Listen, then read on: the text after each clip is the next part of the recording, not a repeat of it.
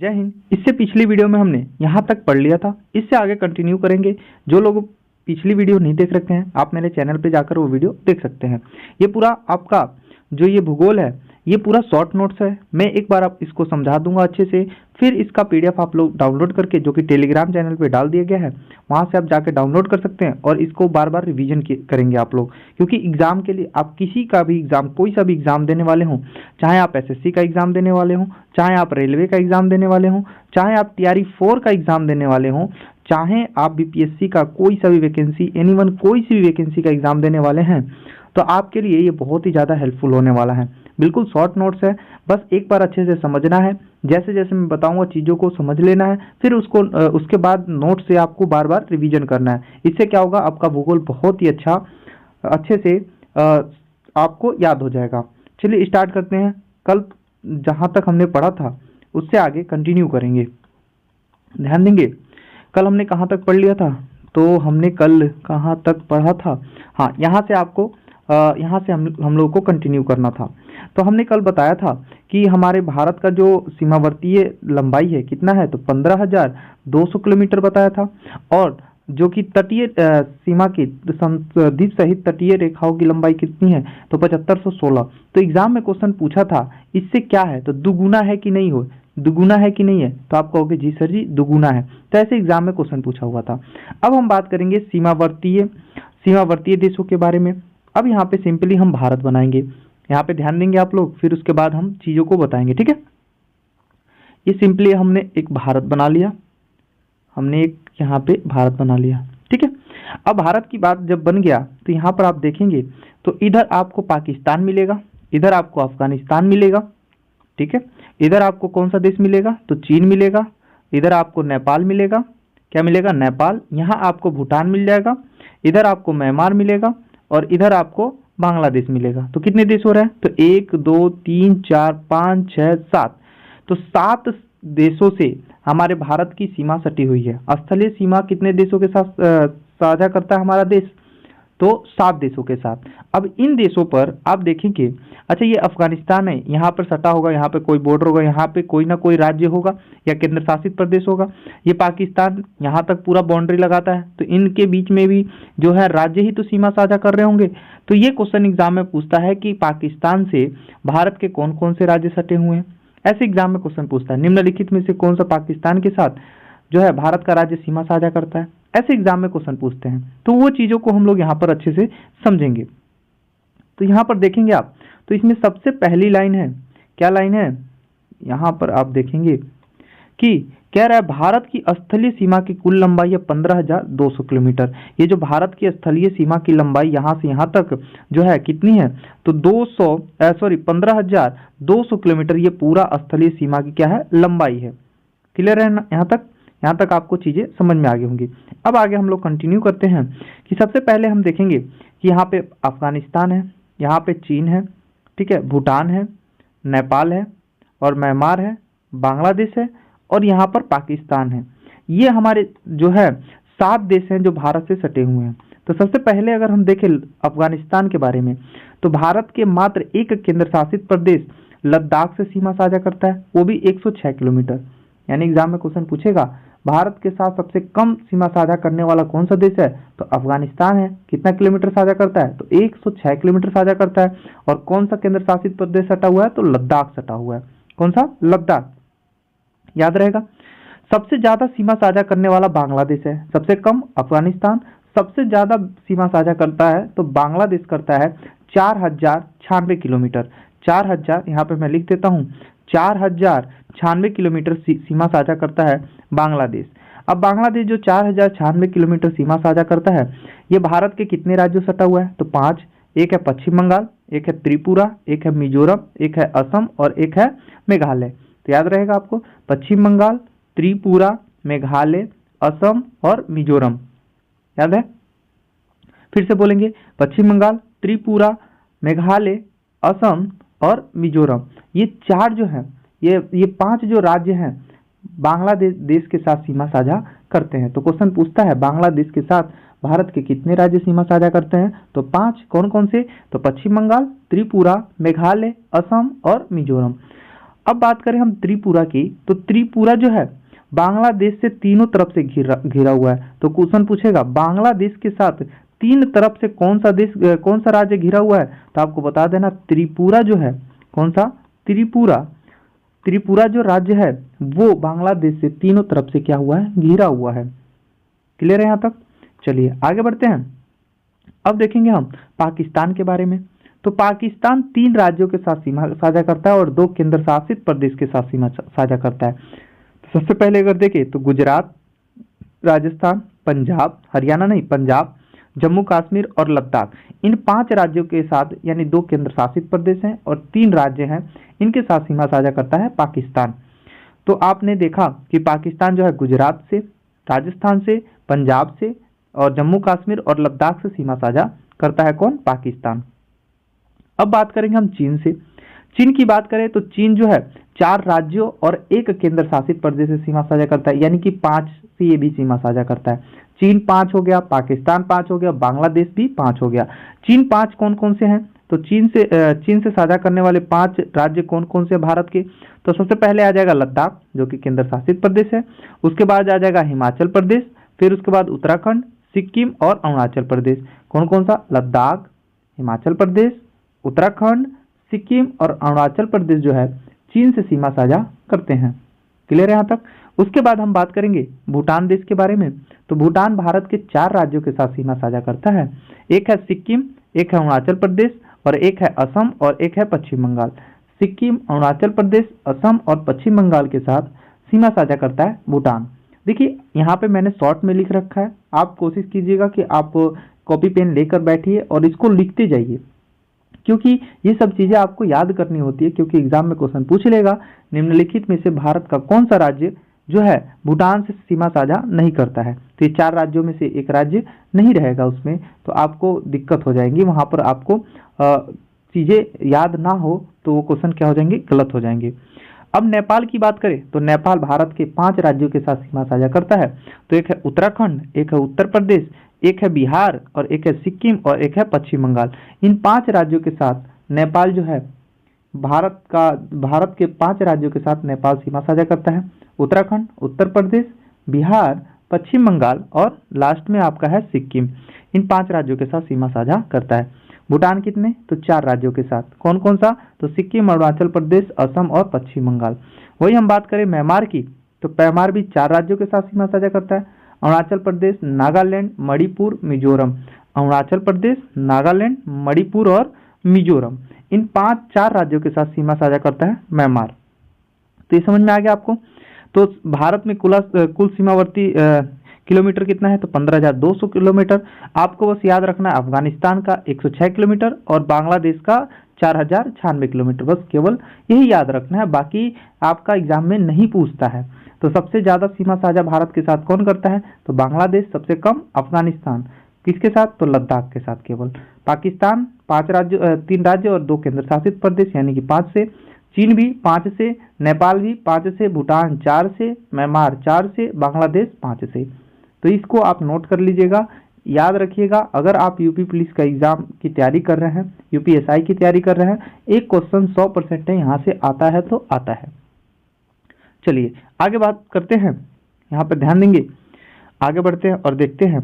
अब जैसे कि हमने देखा कि ये बॉर्डर लगे हुए थे, ये जो सीमा साझा कर रहे थे, तो सीमा रेखाओं के बारे में जान लेते हैं। तो 9 डिग्री चैनल, क्वेश्चन पूछेगा 9 डिग्री चैनल जो है, चैनल किसे कहते हैं? तो 2 समुद्र के बीच में एक पतले पानी के भाग को हम क्या कहेंगे? चैनल कहेंगे। तो 9 डिग्री चैनल, जैसे कि इधर भूमि हो गया, इधर भूमि हो गया और बीच में अगर समुद्र का पानी है तो इसको हम चैनल कहते हैं। तो ये चैनल काम क्या करते हैं? तो ये भूमि है और एक ये भूमि है और बीच में पानी आ गया, तो इस भूमि को इस भूमि से अलग कर रहा है कि नहीं कर रहा है? तो आप कहोगे एकदम अलग कर रहा है। तो ये अलग करने का काम करता है या जोड़ने का भी काम करता है। तो ऐसे ही अब यहाँ पर जानेंगे हम लोग इसके बारे में। तो सबसे पहला है 9 डिग्री चैनल, जो लक्षद्वीप और मिनिकॉय को अलग करता है। लक्षद्वीप का सबसे बड़ा द्वीप जो है मिनिकॉय है। लक्षद्वीप का सबसे बड़ा द्वीप मिनिकॉय है और लक्षद्वीप और मिनिकॉय को अलग करने वाला जो चैनल है वो 9 डिग्री है। क्वेश्चन पूछेगा 9 डिग्री चैनल किसके किसके बीच है? तो लक्षद्वीप और मिनिकॉय के बीच।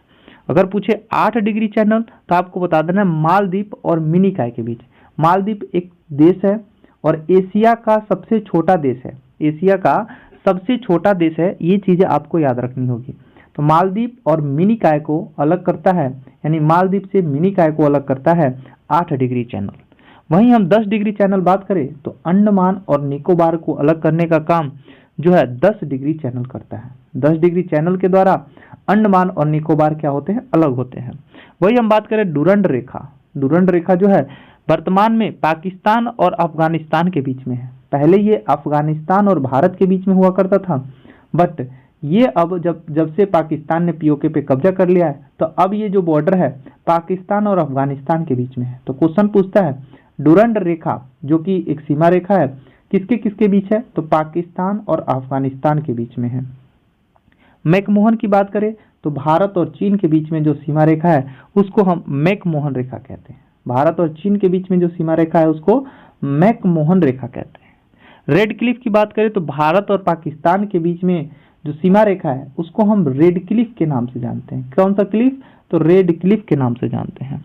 हिंडनबर्ग रेखा की बात करें तो जर्मनी और पोलैंड के बीच में है। जर्मनी और पोलैंड के बीच में है हिंडनबर्ग। कौन सा, हिंडनबर्ग। अब इसको याद करने का हमने ट्रिक भी बहुत अच्छे से पहले बताया है और कई जगह पढ़ाया भी तो बताया है। तो इसको आप याद कैसे करेंगे, तो जैसे जर्मनी है, जर्मनी में मनी हो जाएगा, जर्मनी में मनी हो गया। अच्छा, मनी जो है, अगर मनी आप पैसा लेकर जा रहे हैं कहीं, तो पैसा जब गिर जाएगा मिट्टी में, मान लीजिए मिट्टी में पैसा गिर गया, तो मनी जब आपका मिट्टी में गिर जाएगा तो आप क्या करेंगे, पैर से, यानी पोलैंड, यानी कि पैर से लैंड पर क्या करेंगे, घसीटेंगे, यानी कि क्या करेंगे, हिड़ेंगे, यानी कि हिंडनबर्ग।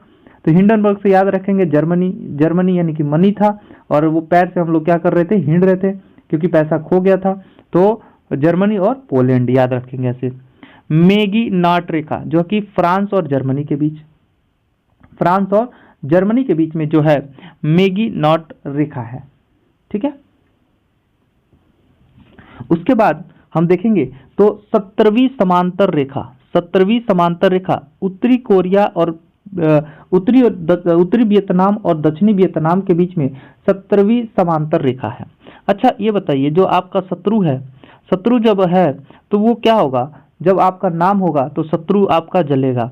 तो जब जलेगा भाई शत्रु, 17 शत्रु याद रखेंगे, और क्या होगा, नाम होगा तो जलेगा, तो वियतनाम, वियतनाम। तो उत्तरी वियतनाम और दक्षिणी वियतनाम के बीच में जो सीमा रेखा है उसको हम 17वीं समांतर रेखा कहते हैं।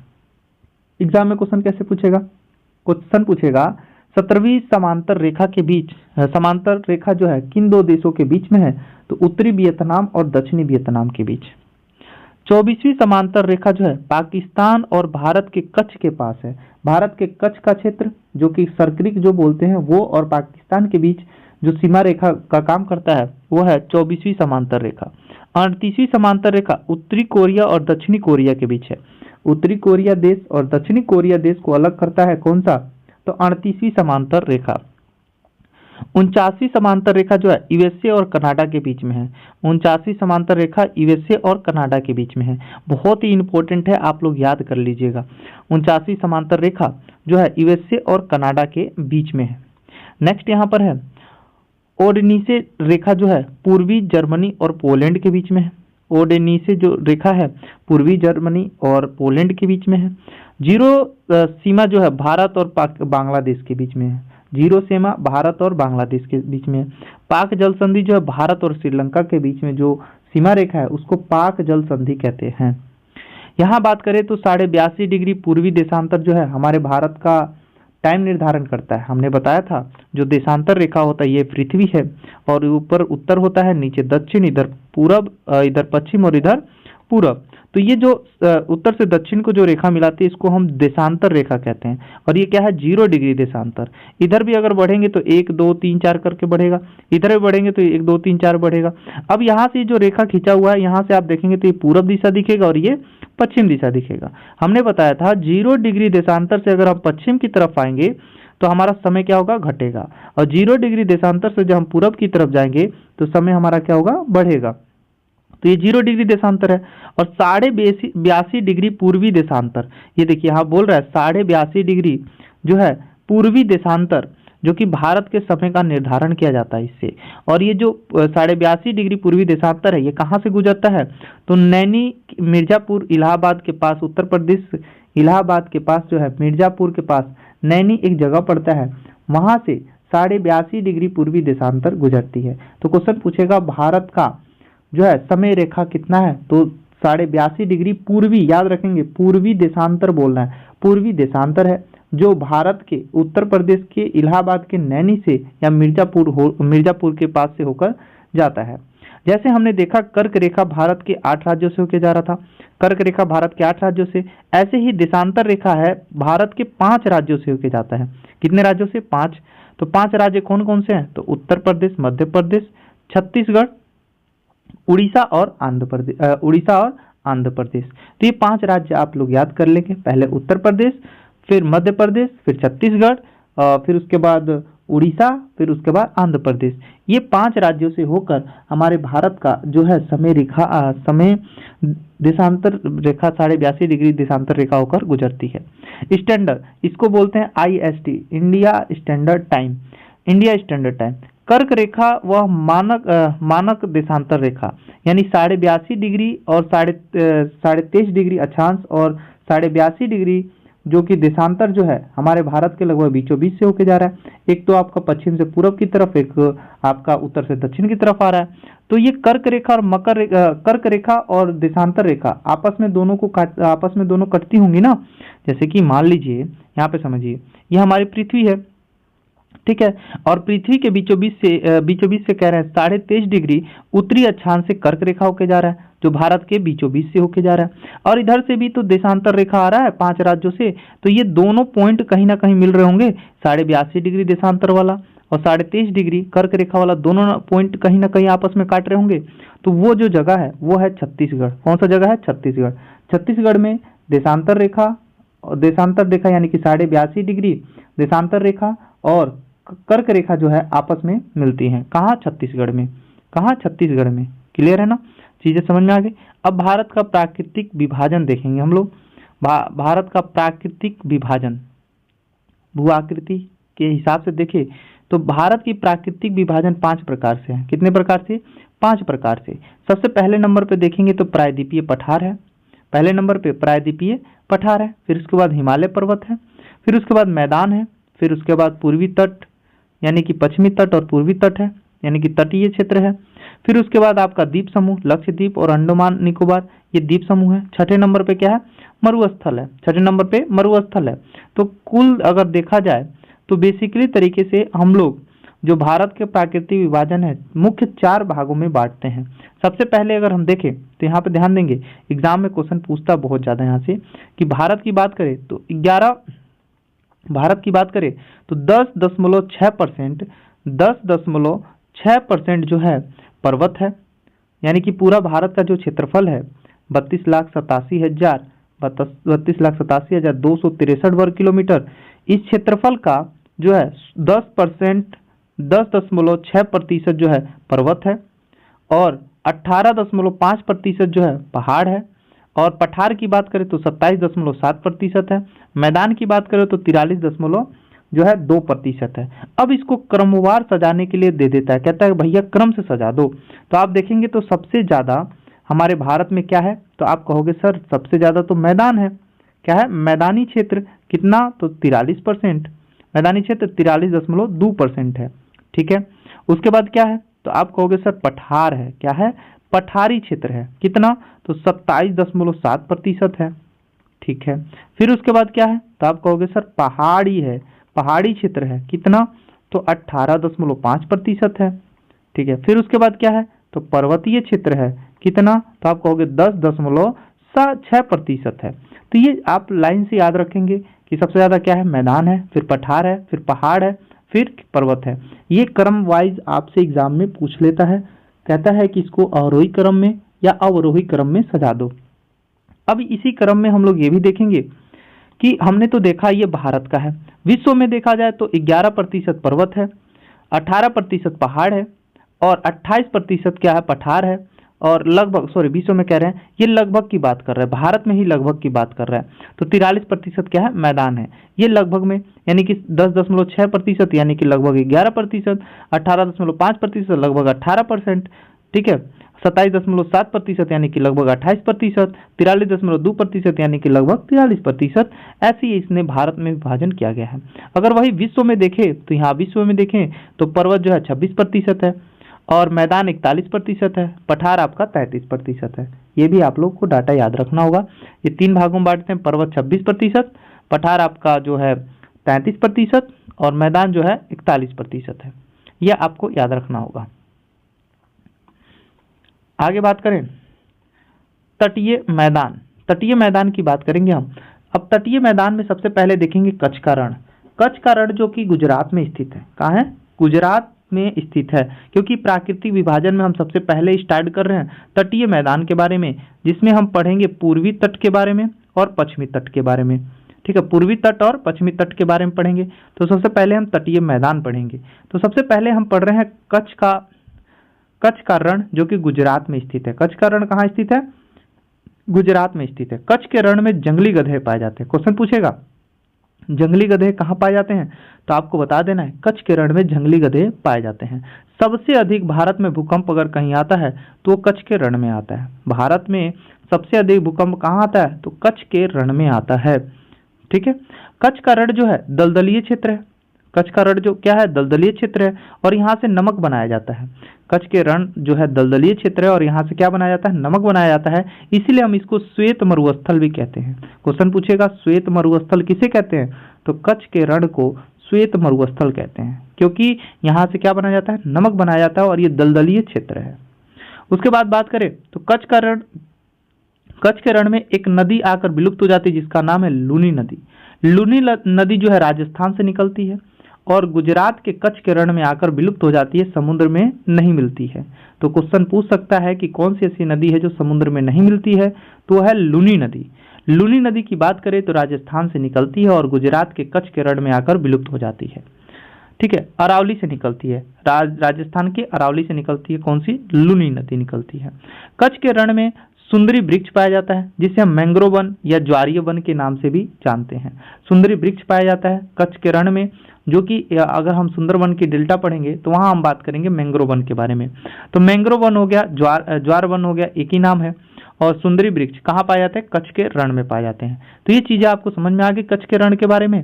तो क्वेश्चन पूछेगा, फटाफट जवाब दीजिएगा, एक बार रिवीजन करते चलिएगा दिमाग में कि कच्छ का रण कहाँ है? तो गुजरात में है। कच्छ के रण में क्या है? जंगली गधे पाए जाते हैं। कच्छ के रण में सबसे अधिक भूकंप आता है। कच्छ का रण दलदली है, यहाँ पे नमक का उत्पादन किया जाता है और इसे श्वेत मरुस्थल के नाम से हम लोग जानते हैं, क्योंकि भाई नमक उत्पादन होता है तो श्वेत मरुस्थल के नाम से जानते हैं। कच्छ के रण में लूनी नदी आकर विलुप्त हो जाती है। लूनी नदी राजस्थान के अरावली पर्वत से निकलती है और कच्छ के रण में सुंदरी वृक्ष या मैंग्रोव वन या ज्वारीय वन पाए जाते हैं। देखिए ये बिल्कुल शॉर्ट नोट्स है। आप भी ऐसे नोट्स अगर आप बनाएंगे तो आपको रिवीजन करने में बिल्कुल भी टाइम नहीं लगेगा। अब क्या होता है, टीचर लोग लिखवाते हैं कि बबुआ लिखो, हेडिंग डाल दो कच्छ का रण। अब कच्छ का रण हेडिंग डालोगे और उसमें लिखोगे कच्छ के रण में जंगली गधे पाए जाते हैं। लिखिए पहला लाइन, ठीक है, लंबा चौड़ा लिखवा देंगे, 2 पन्ना भर जाएगा। यहाँ पे देखिए कितना लगा, कितने देर में ये सब टिटीमा खत्म हो गया। एक पन्ने का जो काम है उसको मात्र एक पन्ने में एक साइड में खत्म कर दिया गया है। इसे कहते हैं शॉर्ट नोट्स। आप भी कोशिश किया कीजिए बनाने का। चलिए आगे बढ़ते हैं। आप यहाँ पर देखेंगे पूरी कहानी, पर ये पूरी कहानी को ध्यान में ना रखते हुए यहाँ पर ध्यान देंगे। चलिए अब यहाँ पर ध्यान देंगे कि यहाँ पे आपने देखा कच्छ का रण जो कि क्या है? गुजरात में है। काठियावाड़ तट, ये की तट है, हम तटीय मैदान पढ़ रहे हैं। तो काठियावाड़ तटीय मैदान कहाँ है? तो गुजरात में है। काठियावाड़ तटीय मैदान कहाँ है? तो गुजरात में है। ठीक है, अब यहाँ पे गुजरात के पास पड़ता है खंबात की खाड़ी। क्या पड़ता है? खंबात की खाड़ी, दमन एंड दीव के पास। खंबात की खाड़ी दमन एंड दीव के पास है। तो याद रखेंगे खंबात की खाड़ी गुजरात में ही पड़ता है। तो खंबात की खाड़ी और गोवा के बीच, खंबात की खाड़ी और गोवा के बीच में एक जो तटीय मैदान पड़ता है उसको बोलते हैं कोंकण तट। क्या बोलेंगे? कोंकण तट, जो कि महाराष्ट्र में है। क्वेश्चन पूछेगा कोंकण तट कहाँ है? तो आप बता देना महाराष्ट्र में है। कोंकण तट किसके बीच में है? तो खंबात की खाड़ी और गोवा के बीच में कोंकण तट पड़ता है। कोंकण तट का विस्तार जो है महाराष्ट्र और गोवा में है। क्लियर है।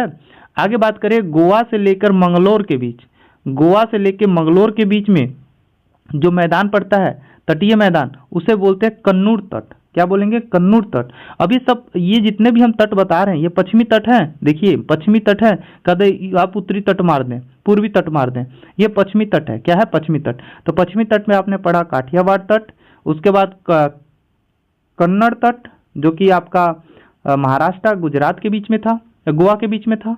उसके बाद पढ़ा आपने कन्नूर तट। कन्नूर तट जो है पश्चिमी मध्य तट है। क्वेश्चन पूछेगा भारत का सबसे पश्चिमी मध्य तट कौन सा है? तो कन्नूर तट है। और कन्नूर तट कहाँ है? कर्नाटका में है। क्या है? कर्नाटका में। अगर वही बात करें मंगलोर और कन्याकुमारी के बीच, मंगलोर और कन्याकुमारी के बीच में जो तट आता है उसको बोलते हैं मालवाड़ तट। क्या बोलते हैं? मालवाड़ तट। और मालवाड़ तट जो है केरल में है। मालवाड़ तट की विशेषता यह है कि मालवाड़ तट की बात करें तो दक्षिण पश्चिम मानसून सबसे पहले वर्षा कराता है मालवाड़ तट पर। दक्षिणी पश्चिम मानसून जो कि भारत में जब आता है, और भारत में सबसे ज्यादा वर्षा जो होती है दक्षिणी पश्चिमी मानसून की वजह से होती है। और सबसे पहले केरल के मालवाड़ तट पर बारिश होती है 1 जून को। कब होती है? 1 जून को होती है। तो आपने देखा पश्चिम के कौन कौन से तट हैं। तो सबसे पहले कोंकण तट जो कि महाराष्ट्र गोवा में है, फिर कन्नूर तट जो कि पश्चिमी मध्य तट था जो कर्नाटका में है, मालवाड़ तट जो कि केरल में है। मालवाड़ तट पे दक्षिणी पश्चिमी मानसून सबसे पहले वर्षा कराता है 1 जून को।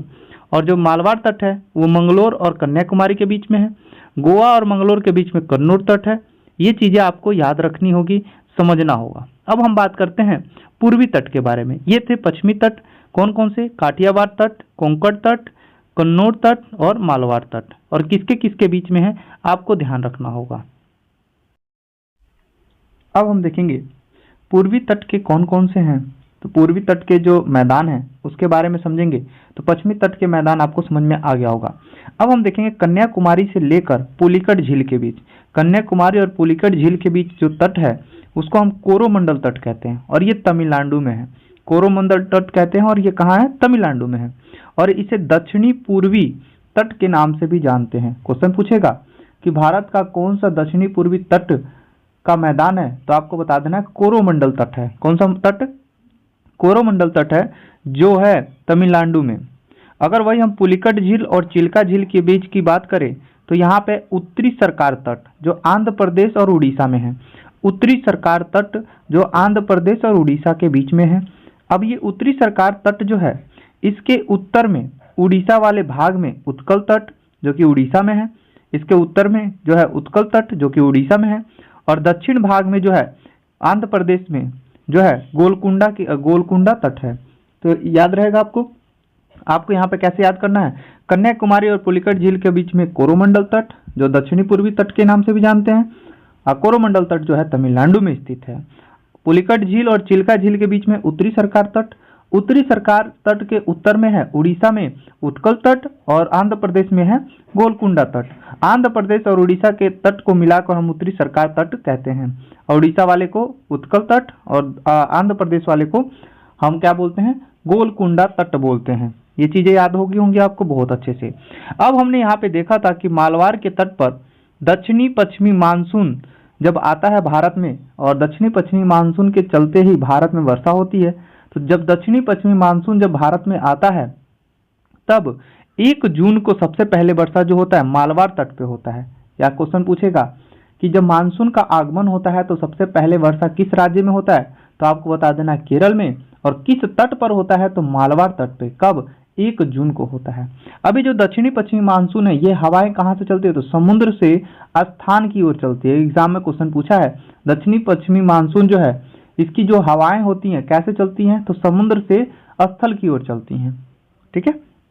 अब हम बात करें कोरोमंडल तट की, तो कोरोमंडल तट पर बारिश कब होती है? जब मानसून वापस होता है, जब मानसून लौटता है। तो लौटते मानसून को हम उत्तरी पूर्वी मानसून कहते हैं। लौटते मानसून को हम उत्तरी पूर्वी मानसून कहते हैं। इसे लौटते मानसून से जाड़े के दिनों में यहाँ वर्षा होती है। क्वेश्चन पूछेगा लौटते मानसून से जाड़े के दिनों में कहाँ वर्षा होती है, तो तमिलनाडु में। किस तट पर होती है? तो कोरोमंडल तट पर। किस तट पर? कोरोमंडल तट पे होती है। और लौटते मानसून से सबसे ज्यादा बारिश कहाँ होती है? तो तमिलनाडु में होता है। कब? ठंडी के दिनों में। कब होता है? जाड़े के दिनों में या ठंडी के दिनों में होता है। तो यहाँ से आपका जो है तटीय मैदान समाप्त होता है। यहाँ पे कुछ इंपॉर्टेंट फैक्ट है, इसको याद कर लेंगे आप।